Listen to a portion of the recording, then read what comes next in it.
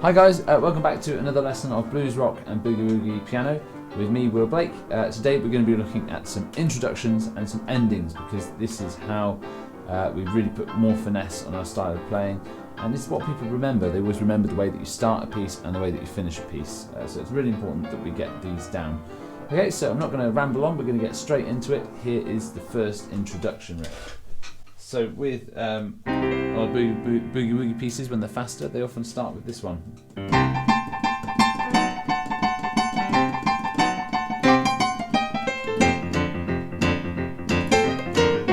Okay, and then you go.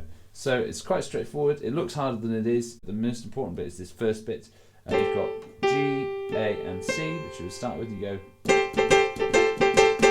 and then you would change it to an F sharp, A, and C, and you go. And then I would recommend you go. Alright, so there's lots of different ways of doing it. So octave of C's on the bottom, which you would just stab with it. Then octave F's. And then same again. Alright, and then you're in. Now with these introductions, it's important to remember that they often take up your first 4 bars of C. So when you come in on the rhythm, you want to come in on the F chord, all right, or the 4th chord if you're in a different key, but the F chord, all right. So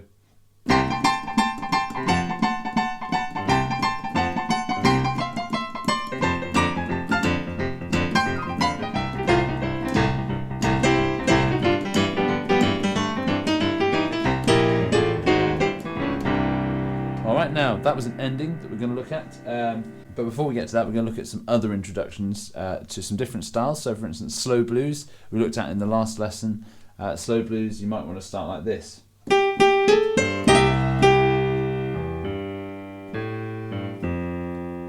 Alright, now it's really straightforward and it's really easy to learn. It's just... It's quite a popular slow blues introduction. You'll often hear it played on guitar by people like B.B. King.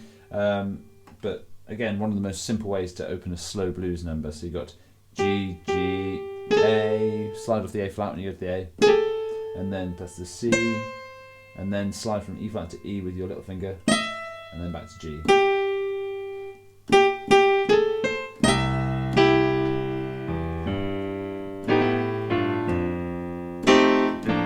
And then in with your slow blues. Okay. Now with something like rumba blues, which again we looked at in a different lesson, you might want to start with an introduction like this.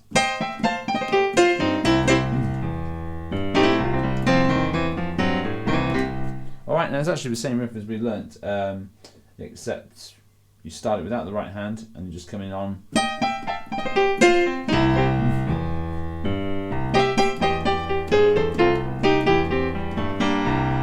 But again, you might want to start a rumba blues with more of a tremolo sort of chordy introduction.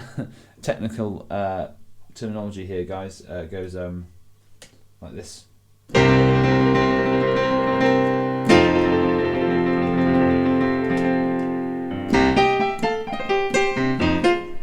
then you can come in on the F chord. Okay, so you try different chords of the tremolo. Just a C7 with an E flat on the top, so C, C in the left hand, then thumb on E, second finger on G, third on the B flat, and 5th on the E flat, and then you just kind of tremor your hands away like this. And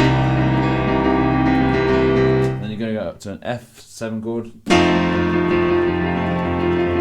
just shaking your hands to create that lovely tremor sound, and then you go,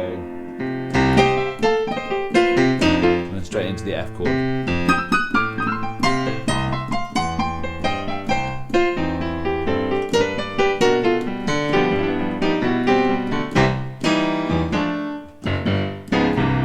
Alright, so something else that you might want to start a piece with is on shuffle. You might want to start with more of a...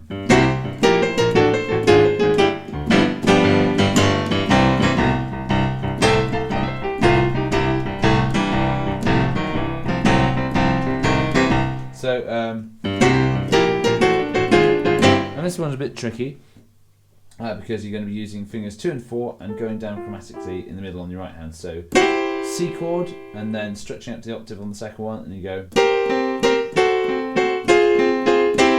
it's B flat and G, then down to the C, back up to the B flat and G, then G flat and A. Still alternating with the C, then down to F and A flat. Again, still alternating with that and C, and then playing the C chord again. So.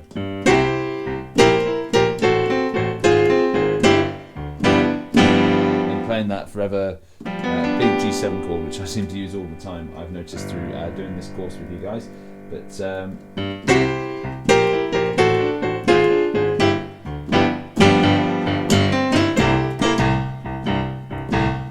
and then you're in with your shuffle blues. Okay, so that's a slow blues introduction, a shuffle blues introduction, a boogie woogie introduction, and a rumba blues introduction, I think, yes. So you've got 4 introductions there to try out, guys. Right, now we're going to have a little look at endings.